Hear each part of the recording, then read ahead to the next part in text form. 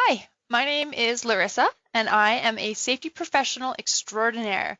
Hi everyone, my name is Kyle Sowen. I'm a professional engineer, specifically a mechanical engineer. Both Kyle and I work out at Nova Chemicals in Joffrey, which is just a couple minutes outside of Red Deer. At Nova Chemicals, we develop primarily plastic.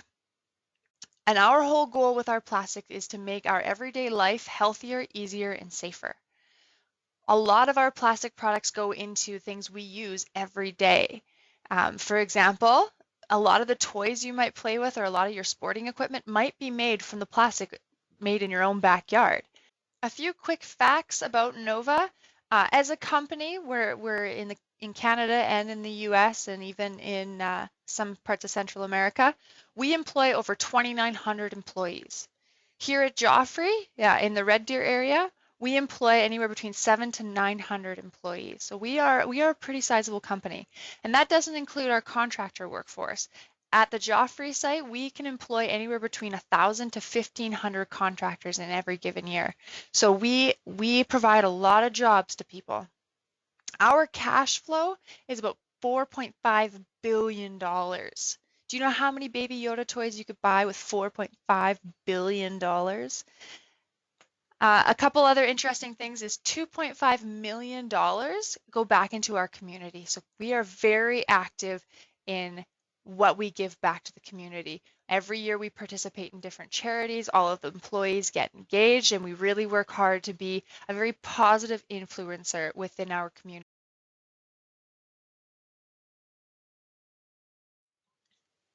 Hi, my name is Larissa, and I am a safety professional extraordinaire.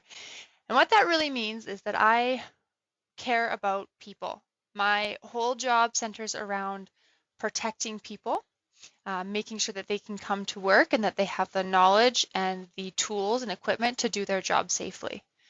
Everyone I work with here at Nova Chemicals has a family or loved ones back home, whether that be fur babies or real kids, parents, siblings, whatever they might be. The whole point of my job and my profession is to make sure that people come to work, do their job, and then go home in the same condition they arrived so that they don't get hurt while they're at work. While I work at a petrochemical facility, I work out at Nova Chemicals, there are a lot of professions where safety professionals are needed. You can pretty much work anywhere and in any industry as a safety professional. Some really neat ones that you can work in are you can work in travel, you could work in hospitals, you could work in school districts, and you can even work in sports. This is really a profession that is widely needed across every area we can possibly work in. Everybody needs a safety professional. So to get onto this career path, I graduated from high school, and then I went on to do a 2-year diploma at NATE. I did that for 2 years, and then I walked away and I had a diploma, and then I started my career with Nova Chemicals, and I have been working with Nova for 10 years now in this role. In that 10 years, I have continued to gain more knowledge through continuing education programs. So my learning portion of my journey did not end when I walked out of NATE with my diploma. It's continued in the last 10 years, and I do that through continuing education programs. So I do a lot of programs online, or I do weekend programs, whatever the case might be, and that really allows me to keep working my full-time job, but also keep learning new things. And something that I've definitely gained over the last 10 years is that you never stop learning. You're always going to be faced with new things, especially as a safety professional. Things are changing every day, and I need to keep learning and keep going back to school and getting more information and more knowledge. As an example of my continued education, this piece of paper here is something that I had to work really hard for and something that I'm really, really proud of. It doesn't look like much, obviously, it's just a piece of paper, but in reality, I had to work for 3 years. I had to have 3 years of field experience, and I had to study for a massive exam, which means I had to understand a lot of industries. a lot of the rules and the regulations that go into protecting our workers and our workforces. And then I had to write an exam and I had to pass with an 80% grade. So a lot of work went into this piece of paper. And really what this means, this is a professional designation, and this means that I am certified to work as a safety professional anywhere in Canada, and that I'm certifying that I have a base level of knowledge that I can apply to any field, any industry, and work in any area of Canada. Unfortunately, it does not allow me to work in the galaxy. I'm not qualified to work anywhere in the galaxy, so I guess I'll probably just have to take this little guy out and put him to the side. So that is an example of my continued education. Let's talk a bit more about what I actually do as a safety professional. Overall, I want to give people the tools and knowledge to do work safely. But to do this, I first have to understand what risks are people facing. So let's talk about risks. Even baby Yoda in this picture has identified that he has a risk. He's small, he's fragile, he has to do a lot of traveling. So he's gone and gathered a protective tool to help keep him safe. His little travel pod is designed to protect him. Now we have risks in our everyday life. We take risks all the time. Some of the most basic tasks that we do are often very risky. For example, driving.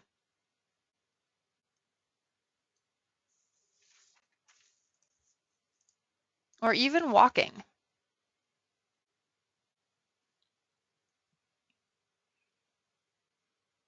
It's people in my line of work that look at risks like this and ask,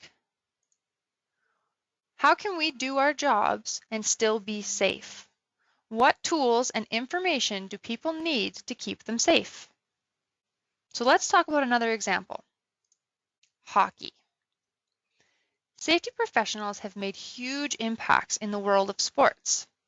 Hockey started in 1867. It has been around for over 150 years. When hockey started, personal protective equipment was an afterthought. But as time went on, players began to suffer life-threatening injuries and sometimes even losing their lives to the sport.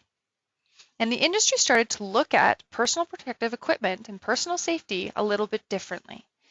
They knew that they couldn't keep hurting the players and be a successful sport. So layers of protection were added to keep the players safe. Some of these layers are obvious, like helmets and shoulder pads, but there are also rules like no high sticking. And these are all there to help reduce the risk to the players.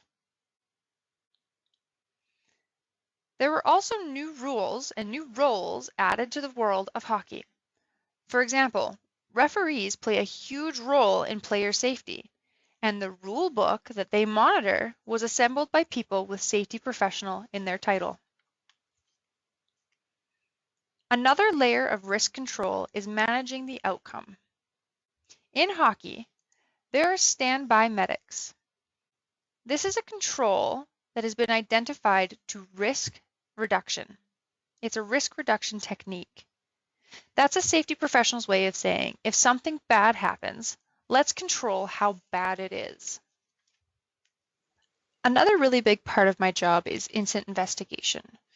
I like to kind of think of myself as part detective. So when something goes wrong in our industry or in my company, I'm the one that they call in to do investigations. I'm the one that comes in to really understand what happened and why. So when something bad happens, it's part of my job as a safety professional to come in and look at things objectively. I'm a cold set of eyes. I come in, I have no pre-made judgments. I just come in and I'm really trying to understand the why and then trying to understand how can we prevent it from happening again in the future. We have a lot of different investigation techniques that we can use as safety professionals. Some of them are very, very complex. Some of them are very simple. It all depends on what you're investigating. But every one of these methods that we use or that I use, I had to take training for. So again, part of my continued education, every new skill and every new theory comes with training to go with it. Now, in most cases, when I'm called in to do an investigation, it's usually because somebody got hurt. And so these aren't to be taken lightly, these investigations. They're very, very unfortunate. It means something has failed and somebody has gone home with an injury. Hopefully they've gone home, but in some cases they haven't. They've gone to the hospital or they haven't gone home at all. So these investigations are to be taken very seriously. They're a huge part of my job, and you have to have a lot of professionalism around them. Um, Even if they are very small injuries, like let's say it's a paper cut or a bumped shin or a bumped head or something like that, the minor injuries, the first aids, you go home, you're a little worse for wear, but you do go home. Even those injuries, we have to weigh how bad could it have been. We look at, if this had been a slightly different scenario or if the conditions had been differently, could this have been worse for that individual? Could somebody have gotten more hurt or more people could have gotten hurt? It all depends on what we're dealing with. And so there's a lot of different aspects into incident investigation that we have to look at. We got to look at the facts, but we also have to look at what the potential was. Incident investigations are very complex because you have to have a lot of different skills to do an investigation. You have to have good people skills. You have to be able to go in with compassion. Somebody got hurt. They obviously didn't intend to do that. This wasn't an intentional thing that they came to work and said, I'm going to get hurt today. It was an accident. And so we have to, as a safety professional, be compassionate to that, but also have the skills to ask the hard questions. And try and make that person understand, that this is a learning environment, that we're just trying to grow and to get better. And what happened to that person, we don't want it to ever happen again. So we try and come up with controls to put in place to manage that risk. It all comes back to risk management again.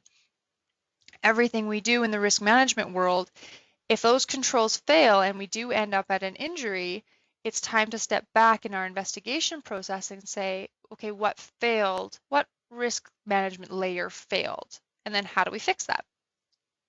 So investigations are quite complex. They're a lot of what I do, and that always spirals into additional work like updating procedures or training or bringing in new pieces of equipment to help protect people, and it can be a really valuable asset. So incident investigation combined with risk management is a huge part of what I do as a safety professional.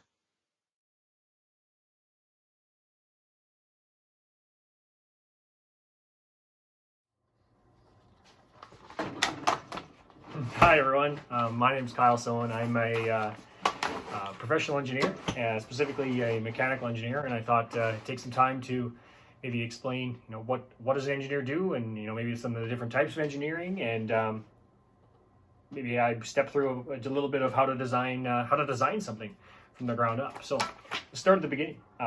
What does an engineer do? They use math and science to make informed decisions that other people rely on. And so people need those decisions to be correct or at least reasonable, so that everyone can be safe. So if I think of an example, someone would maybe ask, hey, I want to lift something really heavy, say maybe we want to lift a car from this point on the roof, and so we're going to maybe pull a pulley through there, and we want to see if this point is strong enough. And so they would say, ask an engineer, maybe a structural engineer, and say, hey, is this strong enough, and can I make this thing's out of plastic? Can I use a plastic one? Do I need to use a metal one? Can I make one out of maybe say like a carbon fiber? And so the engineer would go and do some calculations and maybe make a drawing and say, yeah, you need to have this piece made out of metal, and it's got to have these dimensions in order to be safe. So maybe another analogy, let's pretend that your mom is the engineer and you are, say, the client. You want to know, can I have ice cream? So your mom is the engineer, looks at all the information she has available to you. How close are we to dinner time? What other food you had to eat that day? Are we close to bedtime? Maybe if you have a dentist appointment coming up, she takes all those things into account and says, yes, you can have ice cream. And so then you get to take that information and either have ice cream, or she says no, and you say, okay, no, I can't have ice cream, so I just get to have a bowl of carrots. Let's see if I can find another example of maybe what an engineer maybe would help someone design with or help someone with. Let's take our car example again, and let's say like maybe you want to design a motor and maybe a gear set that lifts the car maybe to the roof from the floor. So maybe you contact a mechanical engineer for the motor and the gearing to actually accomplish that task. Those are some examples of maybe what an engineer could do. Let's talk about schooling. Predominantly need to be really good in, like I said, math and science. So, and you go off to university for 4 years, and then you can graduate, get a diploma. And then with 4 years of experience out in an industry somewhere, then you can get a certificate or a designation known as a professional engineer. And so I don't have my diploma up because I'm at home in my basement right now, but at work, it's up on the wall. So one of the things that I liked to do when I was younger was take things apart and understand how they work. And so maybe if that's something you like to do, maybe being an engineer is something you'd like to do when you're older. I thought maybe we'd take apart this PlayStation controller, and maybe as we go through, I'll point out some of the items or the locations where maybe various engineers would have had to design something. Maybe talk about the different types of engineering. So this is a PlayStation controller. They design video games, and they employ actually a lot of software engineers. So then here you go. Here's the inside of the of a PlayStation controller. We've got a battery here, and so you've got a circuit board as well. And so that would be electrical engineers talking about the power control and actually how to keep all the lights on and keep the controller functioning for some time. There's a lot more to it than just plugging in 2 wires and everything will work, or so the electrical engineers tell me. You've got a motor here. Maybe that's a mechanical engineering influence. And then you've also got a motor control board as well. Also with the electrical engineers, there's probably some programming, a little bit of that software engineering inside here as well. You've got buttons and switches, and a lot of those inputs are dealt with through control engineers or instrumentation engineers, talking about switches and specifications. You've got a plastic case here. So the plastic as well, and so maybe the chemical reaction to actually make plastic. That's chemical engineering, and then some of the reaction engineering, and a lot of that comes from refining and the petrochemical industry as well to actually create this plastic device. So there you go. That's just inside of an everyday household item, talking about a couple of other different engineering disciplines. I hope you enjoyed. Thanks. I also wanted to take the opportunity to walk you through maybe an item that I designed. I do work out at Nova Chemicals out in just outside of Red Deer, Alberta here. They make plastics and high-performance plastics, that we use and use every day. But a lot of the stuff that I designed there, we can't really show in this forum. So I wanted to show you something I designed, on my own time for my own use. And so I designed this. And what this is it's a spotting belt or a twisting belt for a sport of trampoline. That's something that I like to do in my spare time.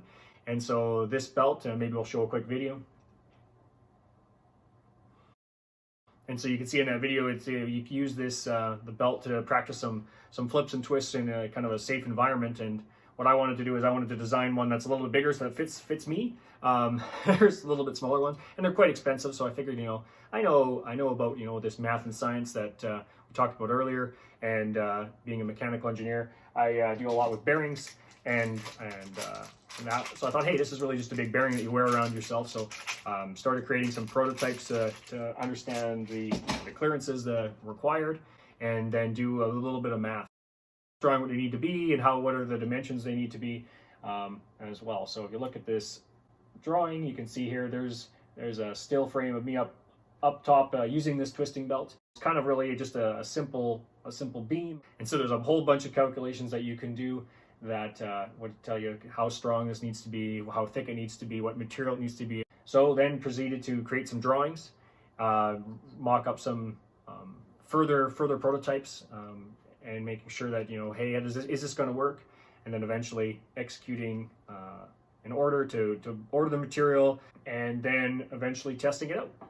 And so that's something that I designed kind of in my spare time, using that math and science to do some calculations, make some informed decisions, and then ultimately design something that is very safe. So hope you enjoyed this little presentation.